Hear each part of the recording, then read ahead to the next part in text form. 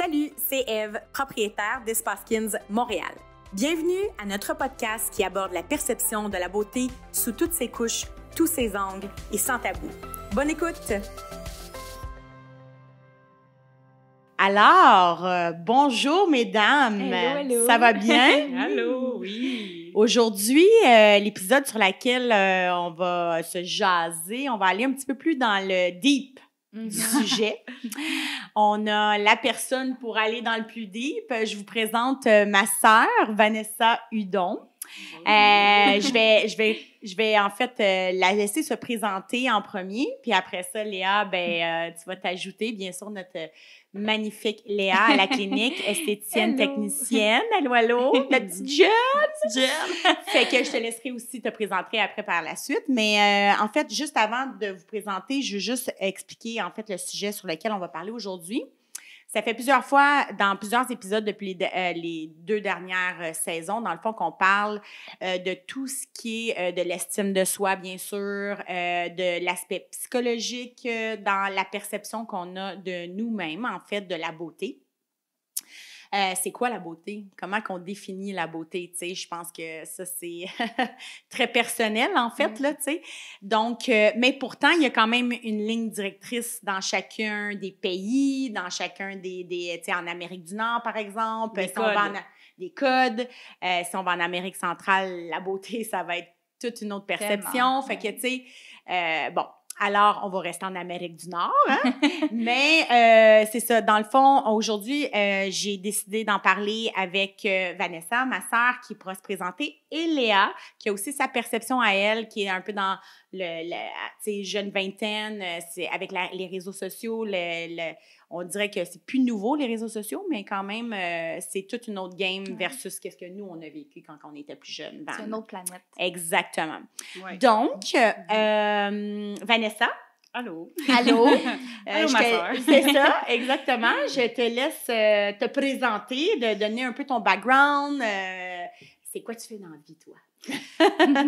À la base, j'étais conseillère d'orientation. Je dis j'étais, en fait. Je suis conseillère d'orientation psychothérapeute, mais je fais plus de psychothérapie dernièrement, mais tout en abordant le travail. Mais je suis beaucoup plus axée sur la psychothérapie en ce moment. Je suis à mon compte, donc je fais ça pour le moment à la maison, donc en ligne, en virtuel. Et j'ai aussi une page Instagram que j'ai commencée il y a de cela même pas un an. Oui, qu'on pourra partager justement là, dans le podcast. Tu fais quelques petites capsules d'ailleurs sur nos réseaux sociaux que les gens aiment bien, je crois, qu'on poste une fois de temps en temps durant le mois. Oui, Vanessa Hudon, c'est au psy. Yes!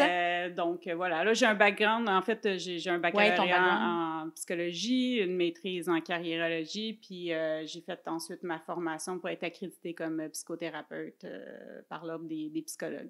Puis tu as une couple d'années en arrière de la cravate. Oui, ça fait depuis 2008 que je fais ça. Ouais. Exactement. Ouais. Bienvenue à notre podcast. Merci. Je pense que ça va être vraiment intéressant. Oui. Et bonjour Léa. Hello! Comment vas-tu? Ça va bien. Moi, je suis toujours heureuse d'avoir quelqu'un de l'équipe qui participe à nos épisodes. On essaie le plus possible de vous inviter quand vous êtes disponible. Oui. Fait qu'on a une super belle journée aujourd'hui. On en profite. Alors, Léa, bienvenue. Qu'est-ce que tu fais à la clinique, toi? Qu'est-ce que tu fais? Moi, en fait... À part des reels. À part des reels, en ce moment, on voit juste moi. Ah oui, c'est ça. Moi, en fait, je suis esthéticienne technicienne en laser. Mon gaga, je dirais, c'est vraiment les soins de la peau. Mm-hmm. Je pense que c'est ma force. Et c'est sûr, j'ai pas les mêmes bagages que Viviane, mais je suis esthéticienne. Vanessa. Vanessa. Ça, c'est tellement drôle. Let's cut it. Ça, c'est ma mère, Viviane. On a mélangé ma sœur, son nom mais tantôt. Ah, mais je pense que c'est à cause de ça. Oui. C'est pour ça que je suis vraiment désolée. Ma mère, c'était contente. Viviane, on pense à toi. Oui, Viviane, on pense à toi. Donc, c'est ça. Puis, je suis une passionnée là, des soins de la peau. Oui. Léa, c'est ma go-to pour tous les nouveaux produits sur le marché.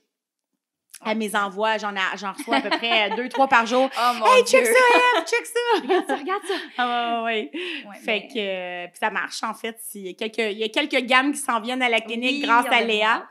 Donc, moi, je suis voilà. très contente que tu sois là parce que tu vas pouvoir donner des exemples concrets de ce que je vais amener. Fait que ça va être très intéressant. Ouais, je pense qu'on c'est de ça qu'on parlait. Ouais. D'ailleurs, tantôt, Mhm. on parlait des exemples concrets que nous, on vit, en fait, à tous les jours à la clinique. Là, tu sais. Mhm. Donc, commençons dans le vif du sujet, le deep. Vanessa, tu nous parlais, dans le fond, qu'on voulait parler, bon, justement, l'estime de soi. C'est quoi l'estime de soi? L'ego. Moi, c'est ça m'intéresse vraiment. L'ego.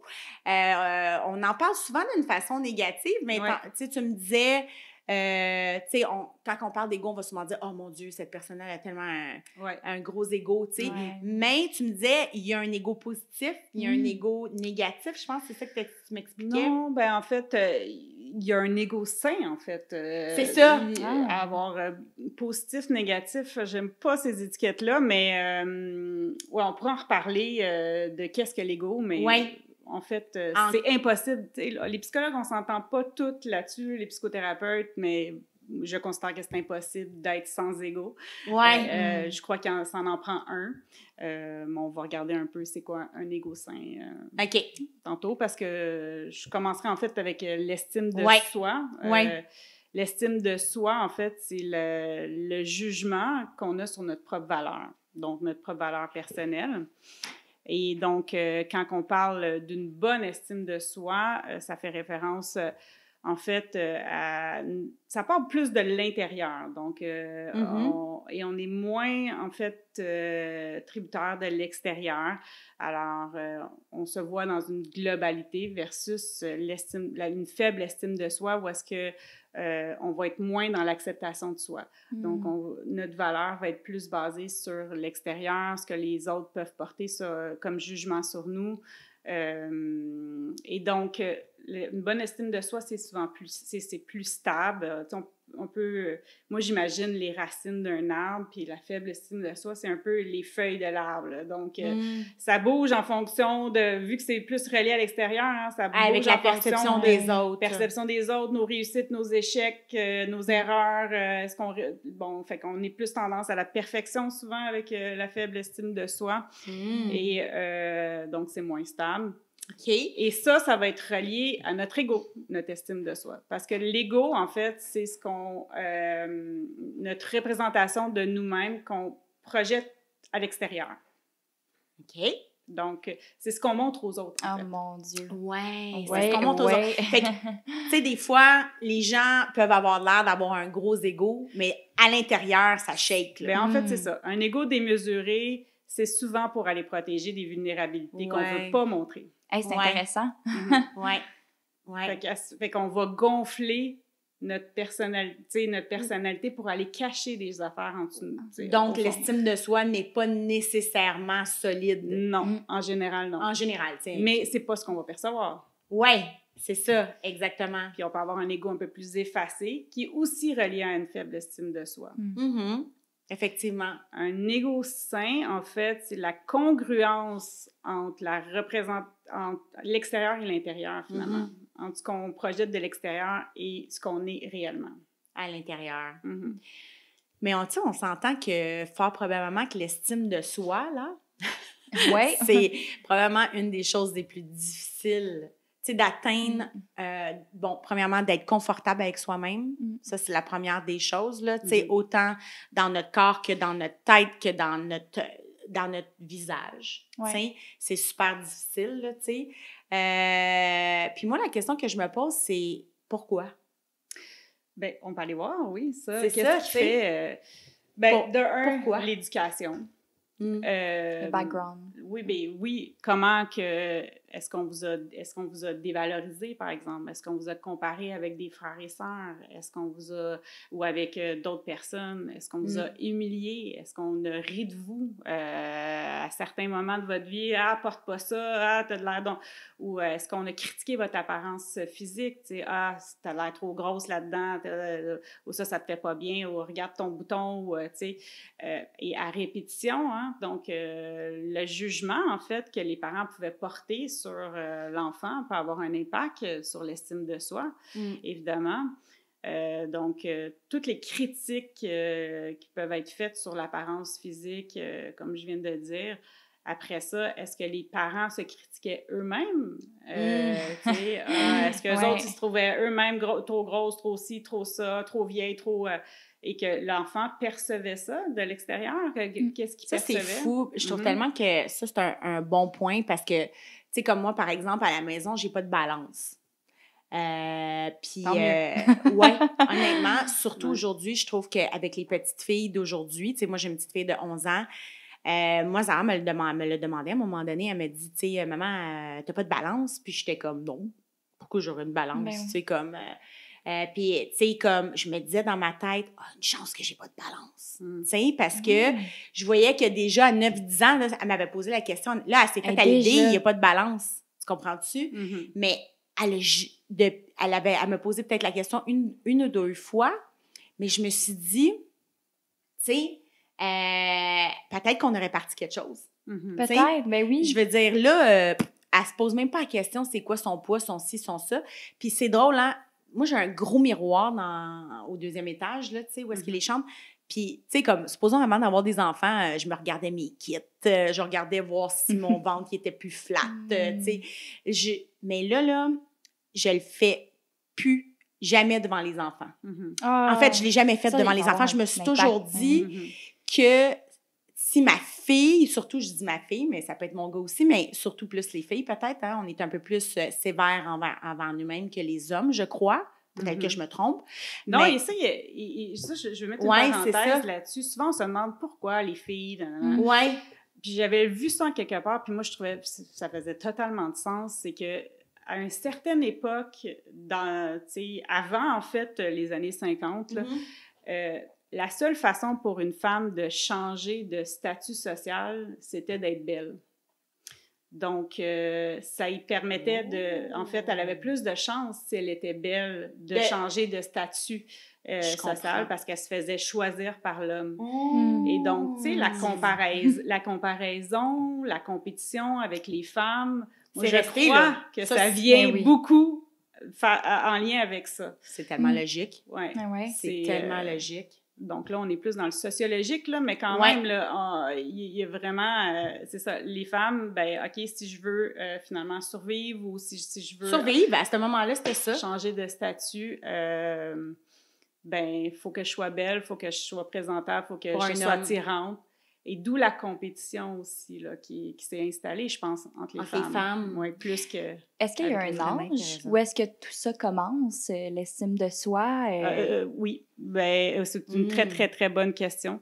Je dirais que c'est... il y a l'attachement, puis après ça vient l'estime de soi qui commence autour de 2 ans, là, je dirais. Là. 2 ans?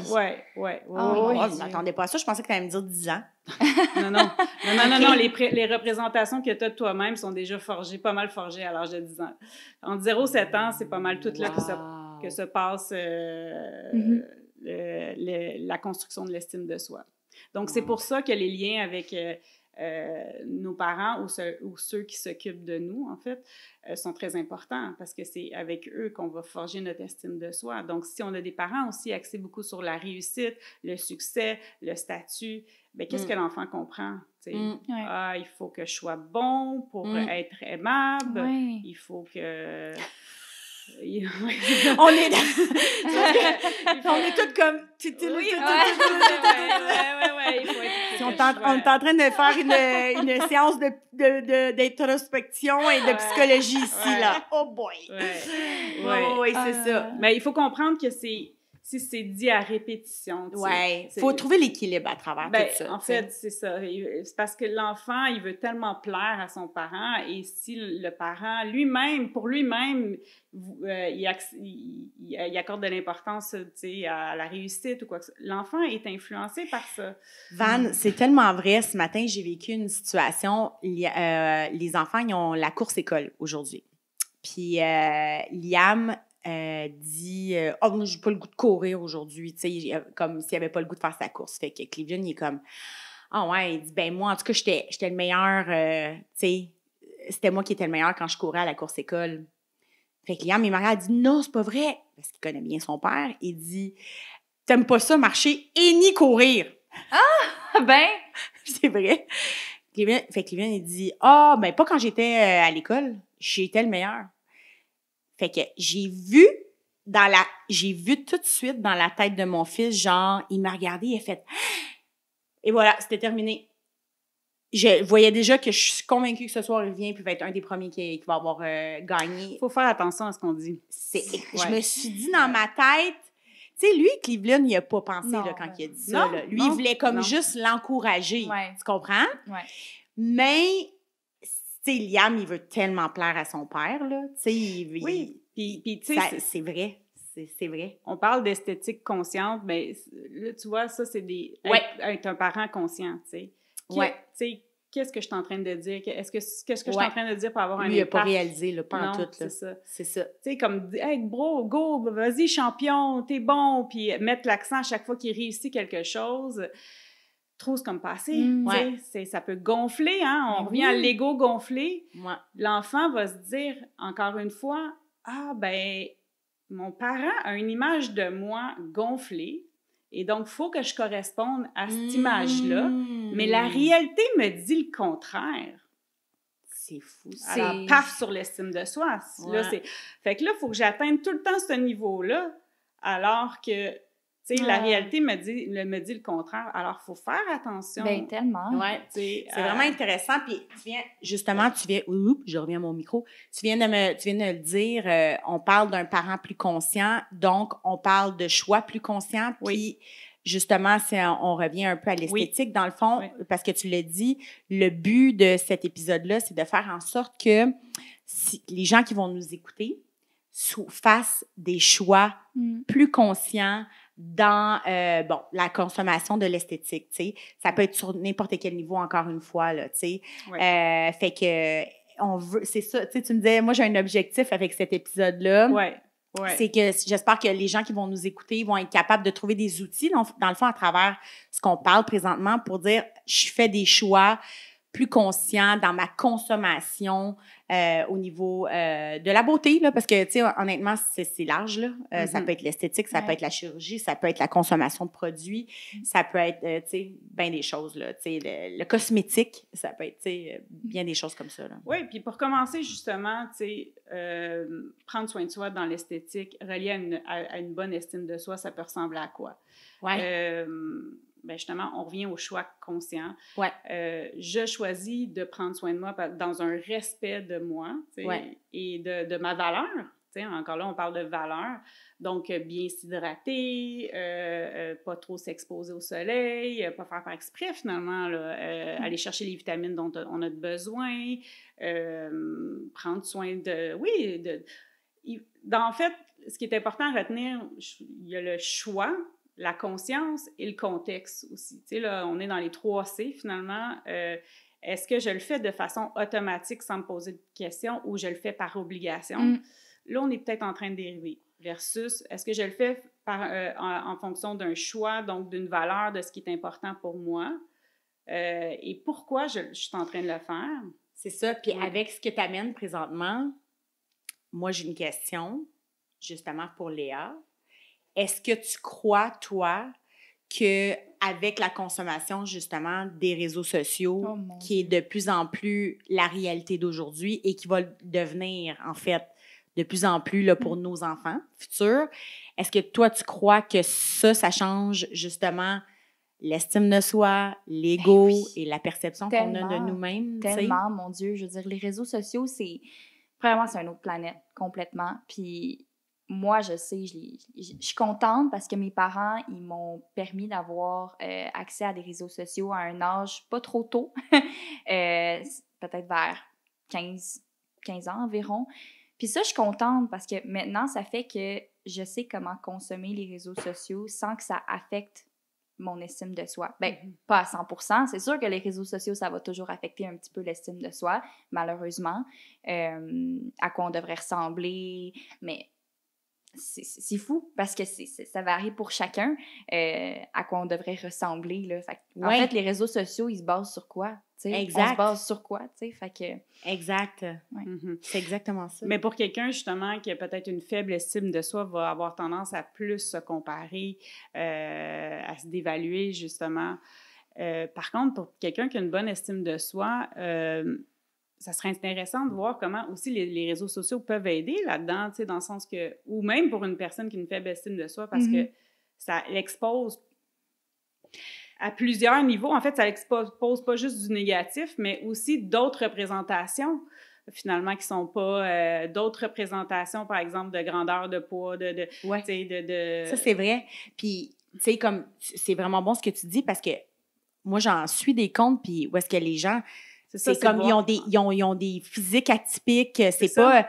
Puis ils sont hyper populaires, là! Exact. Mais ça fait du bien. Puis ils n'auraient jamais eu ça. Non, tout à fait, c'est pas... C'est ça. C'est dans le fond, c'est les choix, encore là, conscients que tu fais de qui tu suis, tu sais. Pourquoi je suis ces personnes-là? La question, faut toujours se poser, pourquoi je suis ces personnes-là? Comme, pourquoi je m'en vais faire un soin chez Eve, par exemple? Qu'est-ce qui motive mon choix? Est-ce que c'est parce que j'ai envie de me faire du bien, tu sais, c'est important pour moi de prendre soin de moi, ou parce que j'ai envie de cacher quelque chose, et là, on tombe un peu plus dans le complexe. Le complexe, c'est le doute qui se transforme en douleur, comme dirait Christophe André, c'est un psychiatre français, un écrivain français. Donc, c'est normal de douter de soi, hein? Puis c'est normal de ne pas tout aimer l'ensemble de nos caractéristiques, tu sais. Mais c'est quand le doute se transforme en douleur, donc en complexe, que là, ça devient un petit peu plus problématique. Ben oui. Nous, c'est sûr qu'à la clinique, on en a des personnes, tu sais, que... Sincèrement, en général, je pense que les gens viennent pour les bonnes raisons, pour vrai. C'est sûr que, tu sais, des fois, il y a de la surconsommation, là, comme qu'on disait, de soins. Mais en général, les gens, ils viennent parce qu'ils ont des conditions, en fait. On parlait justement tantôt de clientes ou de clients qui font de l'acné, qui ont de l'acné, puis qu'on voit que ces gens-là ont de magnifiques personnalités, mais que, comme tu expliquais... C'est ça, ça se ressent. Ça se ressent que ça a un impact direct sur leur estime, tu sais.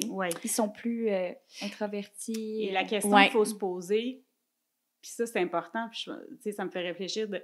Est-ce qu'une fois qu'elles ont fait leur traitement, leur estime change? Parce que leur estime change, leur comportement change. Et c'est là que c'est important de voir quel impact que ça a. Et si ça change, ben bingo, ça a eu l'effet que c'est supposé d'avoir. Moi, je dirais que, tu sais, souvent, ils vont peut-être rire un petit peu plus, ils vont, tu sais... je commence à sortir un petit peu leur côté foufou, tu sais, énergétique, mais c'est sûr que complètement, je pense pas. Je veux dire, à un moment donné, c'est ancré depuis tellement d'années. C'est ça. Sauf qu'on avait eu Marie-Ève, qui est journaliste, en fait, qui est venue à la clinique. Oui, elle est venue à la clinique, bien sûr, mais elle est venue parler de son expérience ici dans un épisode de podcast qui, elle, dans le fond, avait de l'acné depuis plusieurs années, puis qui a tout fait pour justement, le régler. Puis quand elle est venue à la clinique, on a réussi. On a réussi, Marie-Ève, à régler son acné, puis c'est resté dans le temps. Puis elle a parlé de son expérience, puis elle, justement, elle disait, tu sais, comme quand je faisais de l'acné, quand les gens me parlaient, la seule chose que je pensais dans ma tête, c'était... Il regarde mon bouton, il regarde ma face. Tu sais, comme, j'étais juste concentrée là-dessus. Puis, j'arrivais pas, tu sais, à passer à d'autres choses, tu sais.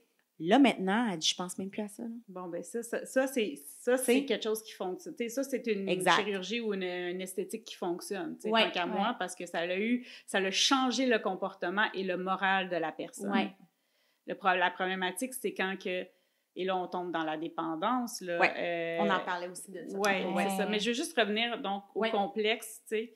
Donc, le complexe, c'est quoi? Ben, c'est quand ça vient affecter notre morale et notre comportement, là, que là, ça devient problématique. Tu sais, donc, quand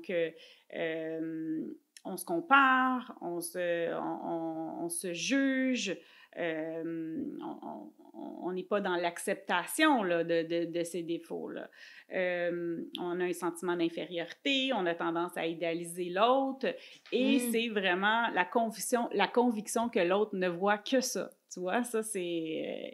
exactement. Fait que là, on est dans le complexe. Mais tu sais, vous parlez de cas extrêmes, mais moi, je fais pas référence à ça. Tu sais, ça peut être des cas... Tu sais, ça peut être des cas des défauts... je pense dire normal, là, mais quand, tu sais, je veux dire, toi, nous, on va te parler de quelqu'un qui fait comme beaucoup d'acné dans le visage, mais toi, tu réfères pas nécessairement à ça. C'est ça. Ça peut être quelqu'un comme moi qui a pas nécessairement de boutons dans le visage, mais qui surconsomme pareil parce que dans ma tête à moi, je suis jamais assez, tu sais. C'est ça, exact. Moi, je fais pas référence nécessairement à des anomalités de naissance ou de trucs qui sont plus dans l'exception, mais vraiment dans le day-to-day. N'importe qui, là, finalement, qui peut être complexé. Finalement, ça n'a pas nécessairement à voir avec... un défaut flagrant, là, ou c'est même pas un défaut, là, dans ce cas-ci, là, mais... Mais c'est comme là, par exemple, la consommation des injectables chez les jeunes de 20 ans. Avoir, justement, des lèvres plus grosses. Là, dans la chirurgie, des fesses plus grosses.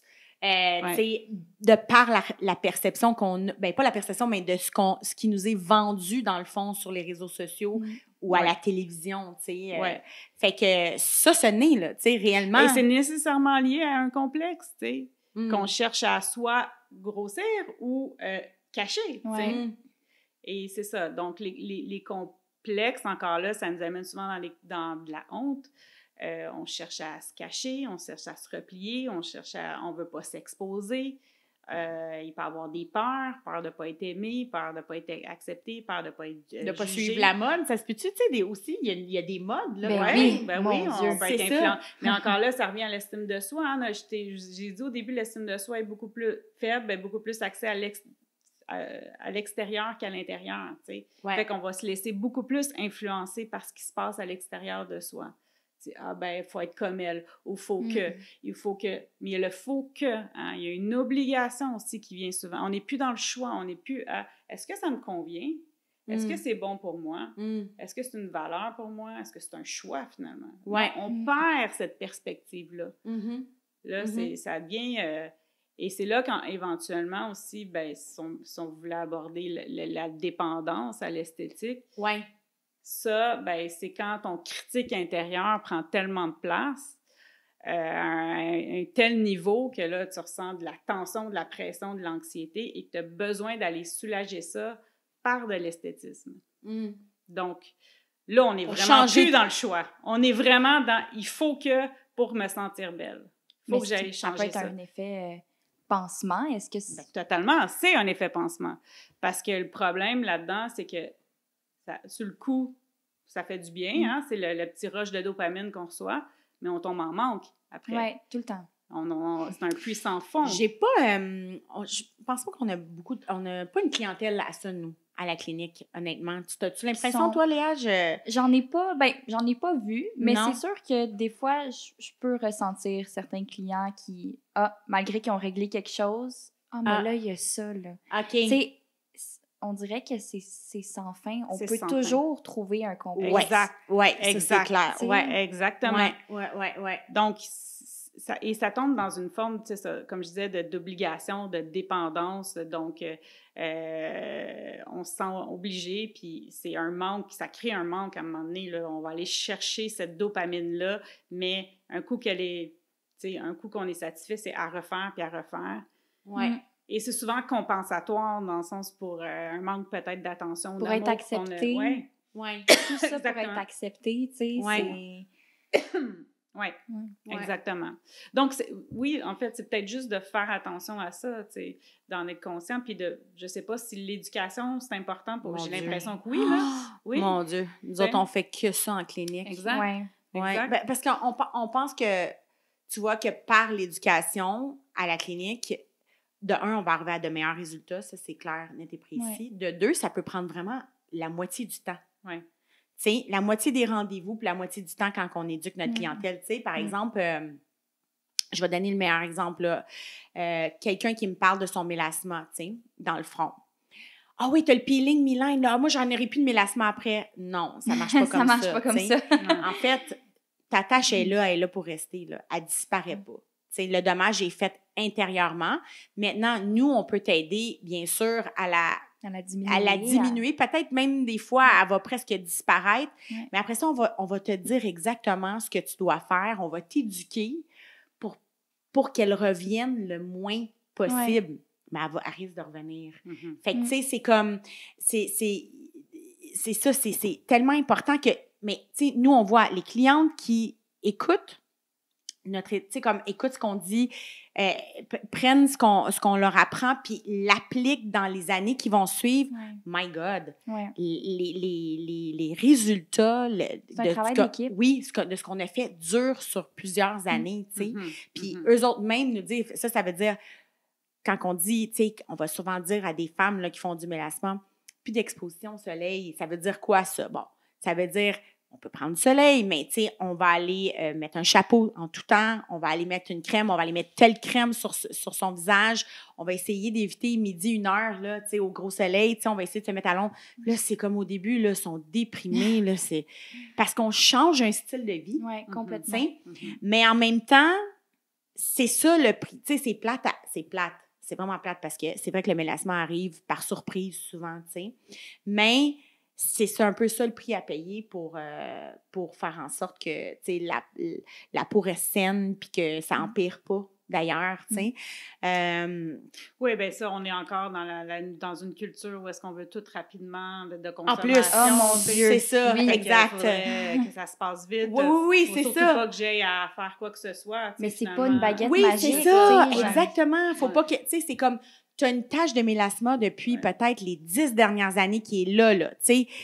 Nous, il faut qu'on t'enlève ça en comme, attends une minute, là, 6 mois.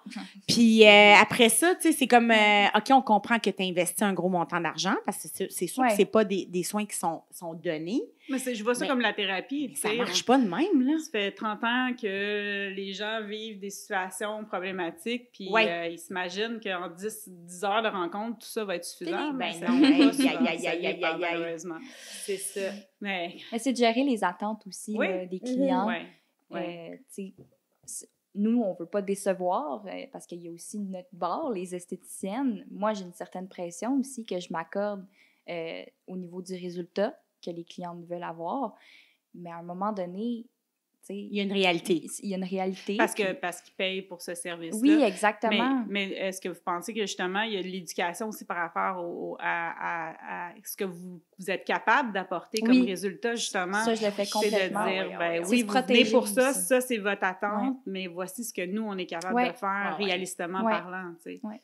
Et est-ce que tu as remarqué, toi, particulièrement, avec justement peut-être des clientes qui ont peut-être une plus faible estime de soi, si justement elles vont encore plus axer sur ce résultat-là? Oui, c'est drôle que tu en parles. Oui, tout à fait. Vraiment, je le ressens vraiment beaucoup quand les clientes, ils veulent que ça soit le plus rapidement possible. Puis, tu sais, malgré qu'on prépare leurs attentes, on dirait que c'est comme plus fort un peu qu'eux. Ils veulent vraiment que ça soit rapide. Mais là, je vois toujours pas des résultats. Oui, mais c'est la patience aussi. Puis ça peut être causé par tellement... Je donne toujours l'exemple de l'acné, mais il peut y avoir plusieurs facteurs. Fait que, à un moment donné, on n'a pas le contrôle sur tous les facteurs. Non. Si c'est hormonal, je ne peux pas toucher à tes hormones. Oui, c'est intéressant ce que tu viens de dire parce que une faible estime de soi peut aussi être reliée à un besoin de contrôler son apparence, contrôler l'extérieur, tu sais. Donc, être en contrôle le plus possible de l'extérieur. Et ça peut créer, évidemment, une certaine forme de rigidité, de pression, de perfectionnisme qui vient avec ça. Tout à fait. On voit souvent aussi, tu sais, en tout cas, dis-moi, Léa, si je me trompe, mais souvent, les personnes qui ont peut-être justement un peu plus de difficultés avec leur estime sont beaucoup anxieuses. Ça vient avec l'anxiété aussi. Oui. Fait que ils viennent, mais ils n'ont pas vraiment confiance en qu'est-ce qu'on va faire. Tout à fait. Fait que, tu sais, ils sont comme un peu ses gardes, un peu beaucoup même, je dirais, sur les gardes. Puis, il faut vraiment, vraiment prendre le temps, les prendre par la main, leur réexpliquer plusieurs fois justement, le processus, il faut être patient, faut, tu sais, que c'est pas investi, tu sais, on n'a rien de garanti, mais je veux dire, nous aussi, de notre bord, on veut pas que la cliente, elle investisse son argent, tu sais, dans l'eau. C'est pas ça le but, sinon ça fonctionnerait pas, tu sais. Mais oui, il y a beaucoup, beaucoup, beaucoup d'anxiété, je dirais. Ce serait intéressant de voir aussi, de parler de leurs attentes, de dire, OK, tu t'attends à quoi, au fond, après ça, tu sais? Après qu'on ait fait ce qu'on a fait, puis tu t'attends à quoi en termes de résultats, mais aussi de ressenti, tu sais? Qu'est-ce que tu penses ressentir après? Aller moins chercher, peut-être, ça serait intéressant, tu sais, dans les consultations, de peut-être dire, OK, tu t'attends à quoi? Tu sais, souvent, on va poser la question, tu t'attends à quoi comme résultat dans ton visage ou sur ton corps, peu importe. Mais peut-être d'aller chercher plus le côté psychologique. Oui, je pense que ça peut être intéressant. Oui, tout à fait. Parce que ça va être relié à leur satisfaction. Fait que je veux pas d'éduquer ça, de dire, mais ça se peut qu'on fasse tous les changements que tu veux, mais que quand même, tu te sentes pas bien. Tu vas faire quoi avec ça, tu sais? Ah, mon Dieu, ben oui, tellement. Mais c'est sûr, je vais commencer à dire ça comme ça dans les consultations. Et toi, avec la définition que j'ai donnée par rapport à peut-être une faible estime de soi ou un ego fragilisé, relié à des complexes, est-ce que tu interviens différemment avec ces clientes-là? Si oui, comment? Bien, c'est sûr que j'essaie le plus possible de les ramener sur terre un peu, puis de leur parler un peu de la réalité. Parce qu'ils sont dans l'idéalisation, oui, c'est ça, exactement. Fait que j'essaie de les ramener sur terre, ramener à la réalité. Mais c'est sûr qu'à un moment donné, quand ils ont un idéal, on dirait que je peux plus non plus changer leur façon de penser. J'essaie de mon possible de les rassurer, puis de montrer aussi des fois les avant-après qu'on a sur ta page Instagram, parce que ça, c'est motivant. Ça doit être aussi un couteau à double tranchant, par contre. Bien, chaque personne est différente. Oui, exactement. Chaque type de peau est différent. Par exemple, avant, on montrait les photos puis on disait en 3 traitements ou en 1 traitement. On fait plus ça. On montre les avant-après, on dit plus combien de traitements ça a pris parce que ça peut être justement un couteau à 2 tranchants parce que sur une cliente, ça peut avoir pris un traitement, mais sur une autre cliente, ça peut prendre 4. C'est comme ça. Exact. On travaille sur des humains, on travaille sur des peaux et c'est vivant là, sur qu'est-ce qu'on travaille. Là. Fait que les résultats sont pas les mêmes d'une personne à l'autre. Là, t'sais. Donc, ce que j'entends dans ce que tu me dis, puis je pense que c'est important, c'est autant il y a un travail de rassurer la personne, tout en l'amenant aussi avec des faits, dans une certaine forme de réalisme aussi. L'un n'empêche pas l'autre, finalement. J'essaie d'établir un lien de confiance aussi. Exact. Juste les rendre confortables avec moi. Puis souvent, après ça, les prochains soins, ils sont plus... relax. Détendus. Oui, exactement. Parce que c'est tellement important, mon Dieu. Imagine aller dans une clinique esthétique froide. Après ça, c'est difficile là, d'aller là-bas, puis d'aller prendre ton rendez-vous, puis d'être motivé à recevoir les soins du visage après sans... C'est difficile, là. Donc, tu sais, au début, je disais, je souhaite que le monde fasse un choix plus conscient, mais on dirait que mon besoin est en train de se transformer dans le sens que j'ai quasiment envie de vous amener, vous, pas à éduquer, là, je sais pas comment dire ça, mais à aider les clients à faire des choix plus conscients. Exactement. C'est ça. Je pense que ça peut être intéressant. Puis justement, qu'est-ce qui motive ton choix? Qu'est-ce que tu t'attends comme résultat? Qui arrive quoi pour toi si c'est pas le résultat escompté? Ou si ce l'est, est-ce que tu penses que tu vas te sentir mieux? Est-ce que tu penses qu'il y a une autre chose que tu vas vouloir?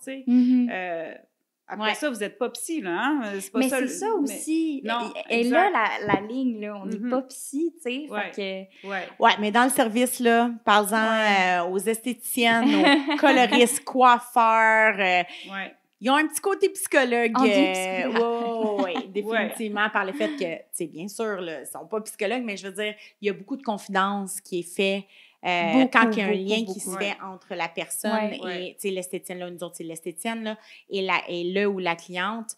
Tu sais, il y a beaucoup de choses qui sont dites personnelles, puis même des fois, le monde explique leur histoire, puis on est capable de mieux comprendre aussi d'où vient le besoin, puis pourquoi que la personne, tu sais, elle vit des changements comme ça, même cutanés, là, pour vrai, là, ou dans son corps, parce que c'est tout interrelié en passant, ça, ces choses-là. Fait que, mais oui, effectivement, je pense que ce qui en ressort un peu de la discussion qu'on a un peu ici aujourd'hui, je trouve ça vraiment intéressant, moi aussi, c'est je pense que c'est un travail qu'on fait déjà en clinique, mais de le pousser encore plus, ce travail-là, avec la clientèle, tu sais, de faire un choix plus conscient. Oui, puis on peut peut-être parler de justement comment moins en souffrir de façon générale de nos complexes. Oui.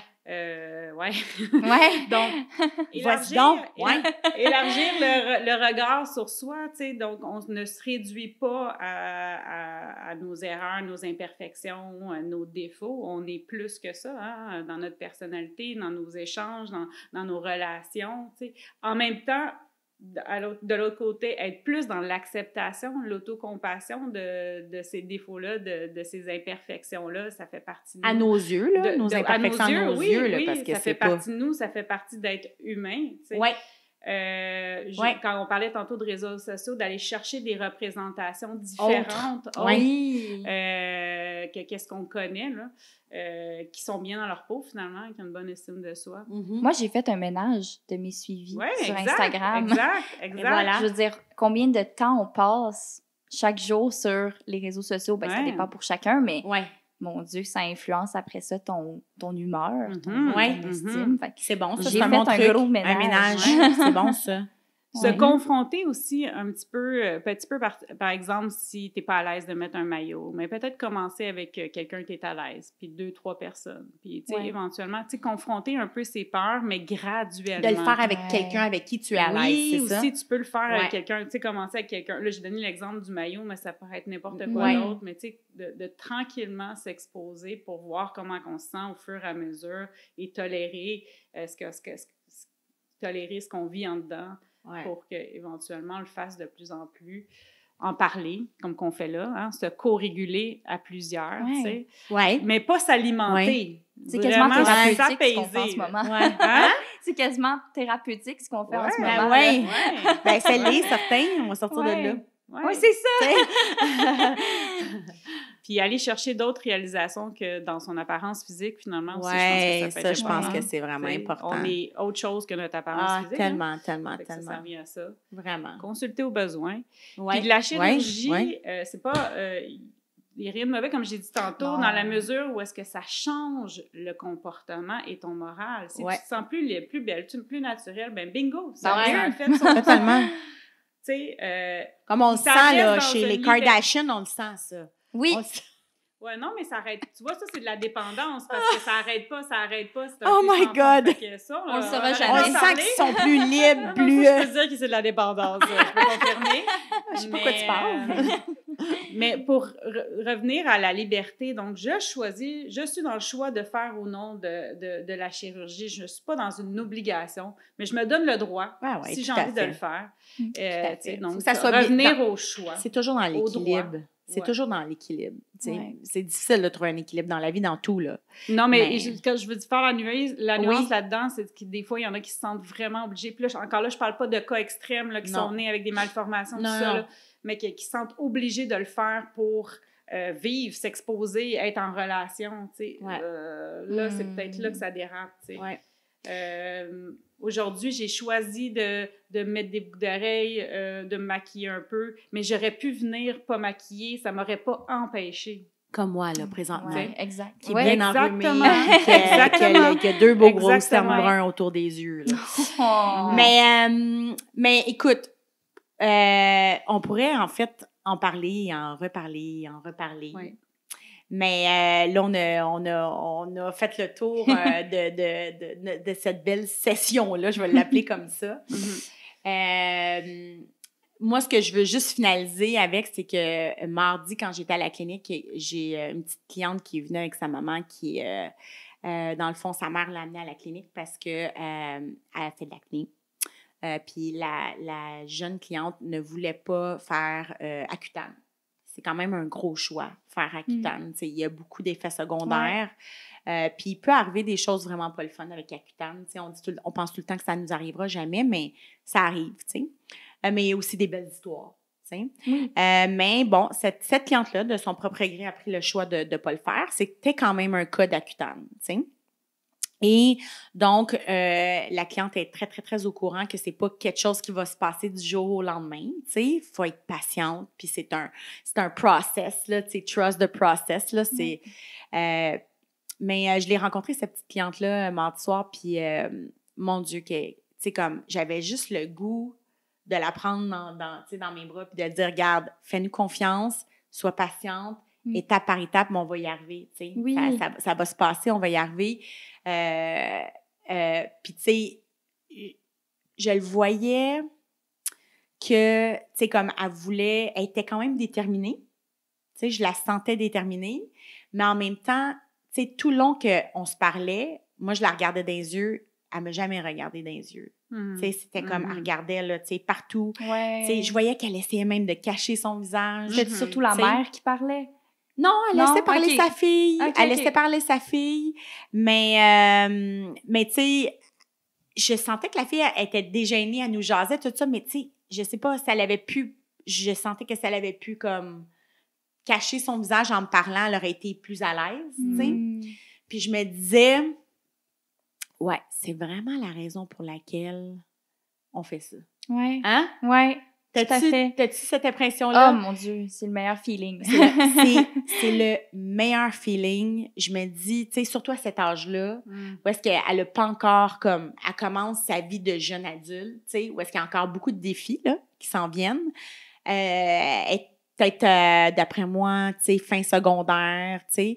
Puis je me disais, ouais, c'est vraiment la raison pour laquelle. Puis c'est drôle parce que c'est Marie-Pierre qui travaille avec cette jeune cliente-là. Puis le soir même, Marie-Pierre, on est partis, tout ça, puis le soir même, Marie-Pierre, elle m'a écrit, puis elle m'a dit, Ève, cette cliente-là, là, crois-moi, là, je vais la suivre, là, tu sais, comme, je vais tellement la suivre, là, j'espère vraiment que tout ce qu'on va faire, ça va bien fonctionner, tu sais. Tu sais, c'est vraiment, tout le monde, là... Mais ça vient nous chercher, les esthéticiennes aussi. Vraiment, là, tu sais, on veut vraiment que ça marche, puis thank God, on a une cliente qui est prête à faire aussi, tu sais, comme... qui nous écoute, qui fait les étapes, qui embarque avec nous, tu sais, parce que c'est vraiment important, cette association-là. Ça va mais tu sais, le résultat. C'est ça, exact. Et rappelle-moi ce qu'elle a, de l'acné. Mais quand même, tu sais, quand je parle d'un cas d'Accutane, là, c'est pas 3-4 boutons, là. Tu sais, c'est quand même assez inflammé. Une bonne acné avec une bonne inflammation, là, tu sais.